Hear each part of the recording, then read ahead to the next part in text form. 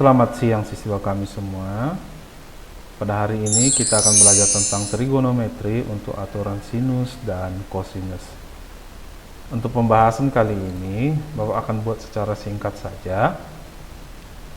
Nah, di sini kita akan belajar yang pertama tentang aturan sinus.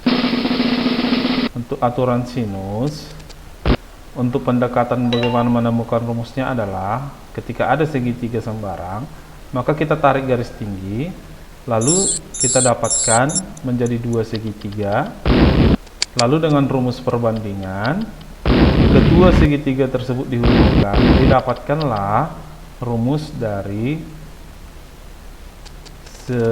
rumus aturan sinus, yaitu B per sin B sama dengan C per sin C. Dilakukan perlakuan yang sama untuk segitiga dan pengambilan sudut yang berbeda, maka didapatkan juga A per sin A sama dengan B per sin B. Nah, ketika digabungkan ketiganya, dapatlah rumus lengkap aturan sinus. A per sin A sama dengan B per sin B sama dengan C per sin C.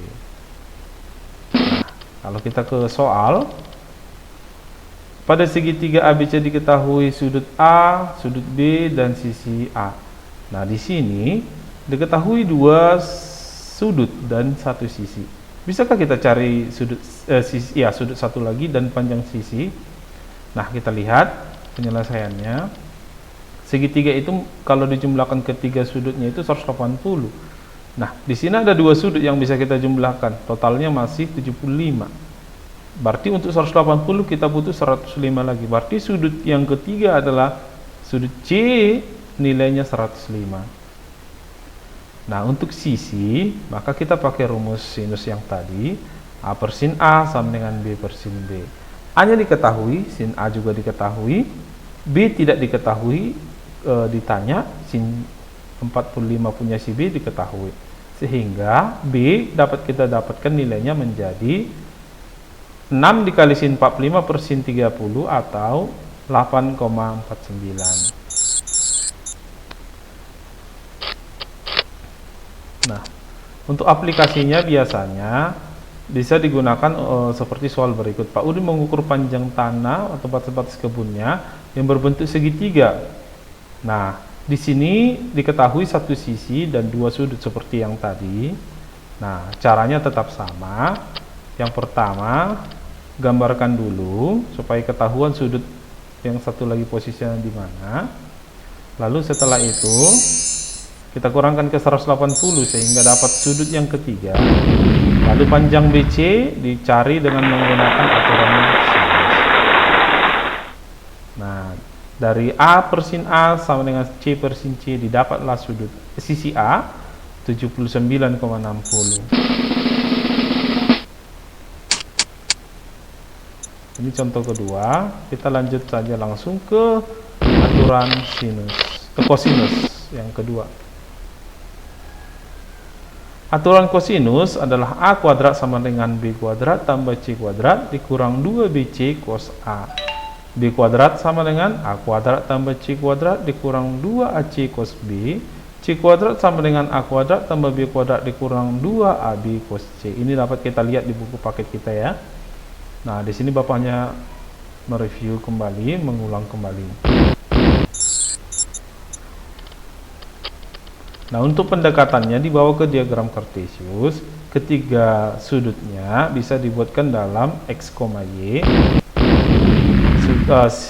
Sudut sisi titik A misalnya 0,0, di C 0,0, dan titik C B cos A, B sin A.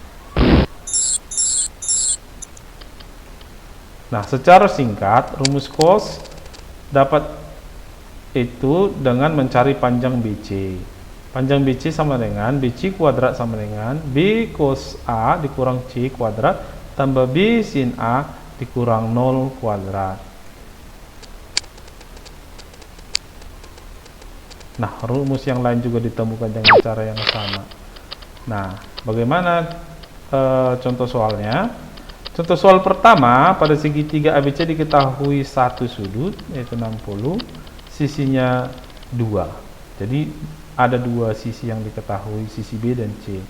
Nah, Dari situ kita langsung masukkan saja ke rumus. A kuadrat misalnya yang ditanya sama dengan B sudah diketahui, dikuadratkan, C juga sudah diketahui, cos A juga sudah diketahui, jadi tinggal masukkan ke rumus, dapatlah A-nya 3 akar 31. Nah, kalau pengaplikasiannya bagaimana? Misalnya sebuah bola biliar bergerak dengan arah 60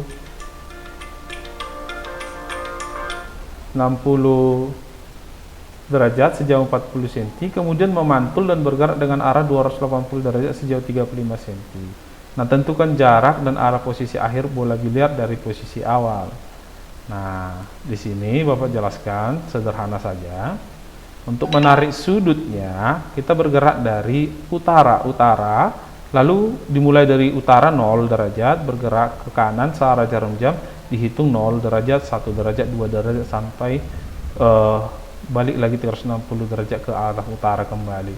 Jadi misalnya 60 derajat di sini dari utara 0 sampai 60, lalu dibuatkan busurnya, lalu ditarik garisnya, berarti dia bergerak ke arah 60 derajat setelah utara. 280 derajat berarti utara, terus bergerak ke searah jarum jam 90, 180 sampai 280. Demikian seterusnya. Nah, setelah dapat kita gambarkan, kita carilah sudutnya dengan aturan sudut segitiga. Kalau dijumlahkan itu 180 yang berseberangan sama besar nilainya.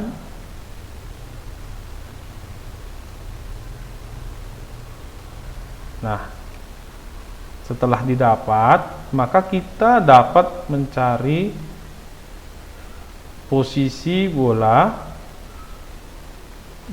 dari posisi awal. Kalau kita lihat panjang km lah yang ditanya, berarti kita butuh sudut KLM itu titik K ini, kalau bisa kalian lihat, kita urutkan dari atas saja ya. KLS sama dengan UKL. KLS itu maksudnya ini KLS. Sudut di sini sama dengan sudut UKL. Jadi ini sama dengan yang bawah ini. Begitu maksudnya. KLB KLB.